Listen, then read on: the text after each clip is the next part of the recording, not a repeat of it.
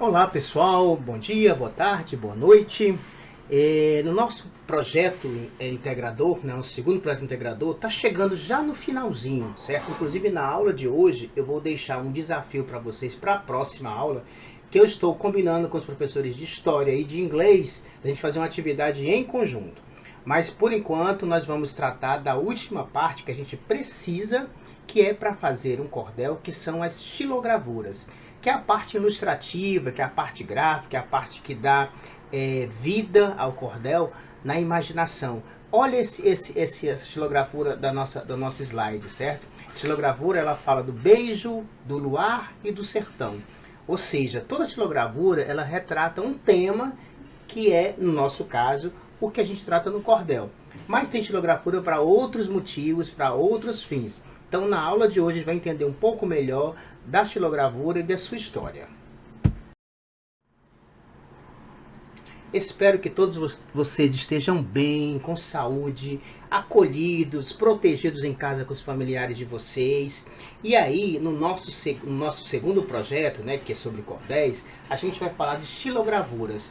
E essa parte, ela apesar de ser um assunto bastante extenso, a gente poderia falar horas e horas, no nosso projeto, ela se encontra na página 33 do nosso livro Da Escola para o Mundo, que é a atividade 1 da etapa 3. Então, essa atividade é que vai ser o nosso mote, que vai ser o nosso assunto da aula de hoje. A xilogravura, ela remonta de muito antigo, certo? Mas ela é uma técnica de gravuras na qual se utiliza a madeira, né?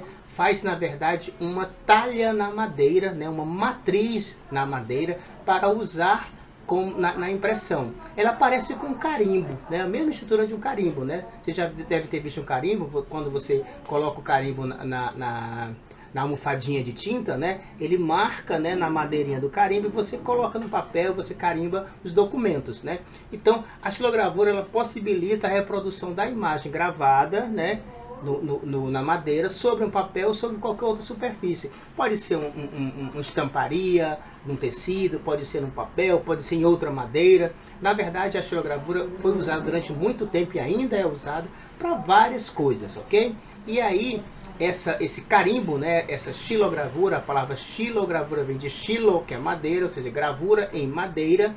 Ela foi usada como técnica, principalmente no nosso caso, para ilustrar os nossos cordéis. Como nós falamos, né, xilogravura ela é definida pelo dicionário do Larousse, né, como a gravura obtida pelo processo da xilogravura, certo? E xilogravura é a arte de gravar em madeira, certo? Então, essa técnica, ela é bem antiga, certo? E ela é uma técnica de impressão em desenho que é entalhado com uma goiva, né? Com formão, com uma faca, com estilete, com buril, certo? E uma chapa de madeira. Então, na chapa de madeira, o desenho é feito, né, com essa goiva, né, com esse estilete, com essa faca, e esse desenho é impresso em outra superfície, que pode ser um tecido, que pode ser um papel, que pode ser uma outra madeira. E aí essa técnica chama-se de xilogravura. Vamos falar um pouquinho de história, né? Na história, a provável origem, né, da xilogravura é da cultura oriental, lá pelo Japão, pela China, né? Dizem os historiadores, né, a maioria deles fala isso, que a xilogravura foi criada pelos chineses e é já praticada desde o século VI, então é muito antiga, né? Aí na Idade Média, a xilogravura firmou-se, né, ela ficou mais solidificada na parte ocidental do mundo, né, no Ocidente, ganhando inovações durante o século XVIII. E aí com a difusão, né, com a divulgação em vários países, ela acabou chegando às nações europeias, onde influenciou as artes do século XIX. Então, temos essa história toda, desde o século VI, né, até o século XIX. Aí Thomas Bewick, né, ele criou uma técnica de gravura de topo, né, que é justamente essa saliência, diminuindo os custos de produção industrial de livros, né. Então, muitos livros foram ilustrados com xilogravura inicialmente, e iniciando a produção em larga escala, né, de imagens pictóricas, né, de imagens em relevo. E aí, essa técnica demorou muito tempo, foi solidificada, várias ilustrações e rótulos, entre outras coisas, né? Mas é com a impressão, com a inovação, com a tecnologia, com a invenção da impressão em fotografia, a técnica oriental começou a ser descartada e foi ficando considerada obsoleta. Mas, ainda hoje, a xilogravura é utilizada sim, certo? Em vários processos de impressão, ok? Então, mas como é que é essa técnica de fato, né? A gente pode dizer que a xilogravura, ela é um carimbo, né? O molde é feito na madeira, né? Com o estilete, né? Com a goiva. Então, essa madeira, ela vira um grande carimbo e a gravura é entalhada na madeira, com auxílio desse objeto cortante que eu falei para vocês, e utiliza-se um rolo de madeira ou pinta-se a madeira, né? Embebido com bastante tinta, que penetra nessas saliências, né, nessas partes onde está a gravura, no entalhe, né? E aí a parte que fica da gravura é colocada em contato com a superfície, o papel, o tecido ou outra madeira, para ilustrar. E após alguns minutos, a gente espera um pouquinho, retira essa forma, né, essa madeira, esse carimbo, que deixa a imagem impregnada no local, na superfície que a gente quer deixar, né, na madeira, no tecido, no papel, certo? Essa técnica também ela é chamada de impressão em alto relevo e pode ser feita com base de linóleo, né, que é a lineogravura. Ou qualquer superfície plana, um tecido, né, um papel. E o contato entre diversas culturas, né, trouxe isso para o Brasil através dos portugueses e ocasionou o surgimento da xilogravura popular brasileira, que é o que a gente conhece hoje como a xilogravura em cordel, que ilustra a nossa literatura de cordel, os nossos livros de cordel. Então, essa técnica toda, né, que veio lá do século VI, né, da China, foi passando por Ocidente, chegou ao Brasil através dos portugueses. E hoje a gente usa bastante, muito frequente, principalmente no Nordeste, na literatura de cordel. No Brasil, como eu falei para vocês, chegou através dos portugueses, né, da nossa colonização portuguesa. E durante muito tempo, no início, ela foi usada para impressão de rótulos, certo? Confecção dos primeiros rótulos de sabonete, de doces, de cachaça, certo? E aí depois, com o tempo, os poetas começaram a narrar as suas histórias, as suas sagas, né, os seus cordéis, né? E aí essas sagas todas brasileiras, nordestinas, começaram a surgir a partir de 1750, e aí a xilogravura vai ilustrar essas histórias, essas narrações, essas sagas todas. Mas nós temos aqui nesse slide alguns exemplos dos primeiros rótulos feitos com xilogravura. Rótulo de garrafa, rótulo de sabonete, rótulo de doces, certo? Que eram inicialmente tudo embrulhados em papel, né? O doce, o sabonete, e a xilogravura servia para ilustrar, para ser o rótulo desses produtos. Bem, pessoal, como fazer, né? A gente tem várias formas. Eu posso fazer a talha, né, numa madeira, que é o processo mais inicial, certo? Eu posso fazer uma isogravura em neon, né, que pode ser em neon, preto e branco, como tem aqui essas duas fotos, né? Eu posso pegar uma folha de isopor, uma bandejinha, no nosso caso aqui, uma bandejinha de isopor, para fazer isso, né? E aí passo o rolo de madeira, de tinta sobre essa gravura, nessa xilogravura. Então eu posso fazer em isopor, posso fazer em madeira, eu posso fazer em tecido, né, couro, ok? Mas a gente aqui tem dois exemplos bem práticos para vocês, que no próximo slide a gente fala disso em vídeos, ok? Os vídeos vão servir para vocês construírem a xilogravura de vocês, que é o exercício da página 33. A nossa tarefa, né, da página 33 do nosso livro é justamente criar uma isogravura, que é uma xilogravura em papel, né, feita a partir do isopor.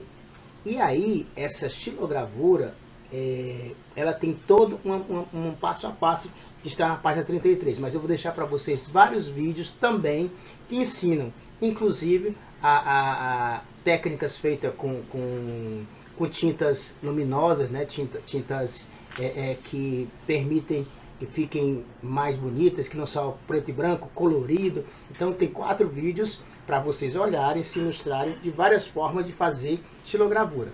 mas eu quero que o desafio é que vocês criarem uma estilogravura, seja ela de qualquer tipo, ok? Preto e branco ou colorida, para ser a capa do nosso livro, que é o nosso livreto, que é a nossa próxima atividade. Bem, como eu falei para vocês, na página 33, que é essa página do nosso livro, que é a etapa 3 do nosso projeto, quase chegando no finalzinho, a proposta é fazer uma isogravura. Então, para fazer a isogravura, né, você vai seguir os seguintes passos. 1, 2, 3, 4. Qual o material necessário? Bandeja de isopor, dessas bandejinhas que a gente compra mortadela, queijo, presunto, ok? Separar uma ou duas bandejinhas dessa. Lápis preto, rolo de pintura pequeno, tesouras sem pontas, tinta guache de cores diversas e folha de papel sulfite, onde você vai imprimir a sua estilogravura. O primeiro passo é desenhar na bandejinha de isopor, certo? Usando um lápis preto e apertando forte esse desenho, certo? Deixando ele bem marcado. Também é possível usar um palito, se você quiser, com tinta, certo? Mas um lápis você pode fazer, ou com uma caneta você pode fazer isso, deixando o desenho bem marcado que vocês vão fazer, certo? O segundo passo, depois que esse desenho está bem marcado, né? E esse desenho eu quero que vocês pensem na história que nós vamos fazer, certo? Que é a próxima atividade do nosso livreto de cordel. Então vocês vão passar a tinta preta, né, nessa bandejinha. Tá? Então passe a tinta com o rolo sobre toda a superfície dessa placa de isopor, da bandejinha de isopor. Depois pressione essa placa, né, de isopor sobre a folha de papel sulfite, né, para carimbar o desenho. Aperta bem, certo? E aí tira com cuidado para não borrar, certo? Esses 4 passos a gente consegue fazer a nossa isogravura em isopor e fazendo a impressão em papel sulfite, beleza? Como eu falei para vocês, a grande avaliação desse nosso projeto, certo? Depois dessa atividade, vocês vão fazer a capa do livrinho, né? Vocês vão colocar lá. Eu vou deixar para vocês já nesta aula um modelo, certo? De um livreto de cordel, que está em Word. É um ponto doc, que vai estar em anexo nesta aula e na próxima aula, certo? Este livreto de cordel, nós vamos fazê-lo, certamente eu vou combinar com os professores de História, Geografia e Inglês, para a gente fazer uma atividade que vai ser avaliativa para essas 4 disciplinas, inclusive a minha, certo? Que vai ser um livreto de cordel de uma história sobre geografia ou sobre história, que vai ser feita em inglês, certo? E aí vai servir para eu avaliar vocês, para esses outros professores avaliarem vocês também. Esse livreto vai ser entregue no final do mês de junho, quando a gente retornar às nossas aulas presenciais. Mas é uma atividade que valerá para as 4 ou 3 disciplinas. Então vocês têm que caprichar.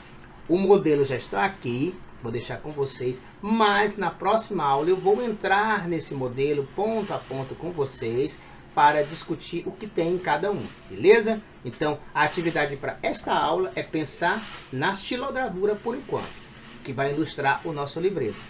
Depois nós vamos pensar na nossa história, né, no nosso cordel, que aí tem que pensar na rima, tem que pensar no texto em inglês, para compor esse livreto que vai ser avaliado por esses professores, ok? Então o desafio está lançado. E aí eu deixo para vocês aqui 2 capas, né, bem diferentes, mas lembra que a estilogravura, ela é uma expressão, né, ela é uma arte, ela é uma gravura, ela é uma ilustração do seu cordel. Então essa estilogravura que vocês vão pensar, ela tem que ter tudo a ver com a história que vai ser contada dentro do livreto, né? Então a gente tem que pensar justamente nessa situação. Por exemplo, assim, o Zé Baiano e o ferrador de gente, né? Tinha o baianozão aí, né, com ferrão, né? Então a história é engraçada, certo? E aí a gente pensa nessa capa, nessa ilustração, ok? E aí a gente tem todos os elementos que chamam a atenção para a história, né? Porque normalmente a capa do livro é que chama a atenção da história, ok? Então esse é o desafio. Pensem, se ilustre nessas 2 capas. Para ilustrar vocês, já deixar vocês com uma pulga atrás da orelha, pensando o que aguarda vocês, esse é o modelo, né? É o que eu vou usar como padrão para o libreto de vocês. E aí esse material, ó, ele vai estar em ponto doc, certo? Ó, tem a capa, certo? Tem o poema em si que vocês vão escrever. Aqui é só um modelo, ok? Que vocês vão usar. E as fotos de vocês como autores. É uma estrutura, é uma sugestão desse livro. Já é um ponto doc para facilitar a vida de vocês. Então já tem a formatação do documento, do libreto. Vocês vão colocar aqui a xilogravura que vocês criaram, né, para compor isso aqui, vocês como autores. Então esse documento já está em anexo nesta aula e é o assunto da nossa próxima aula, ok? Então tomara que vocês sejam muito criativos em relação a isso.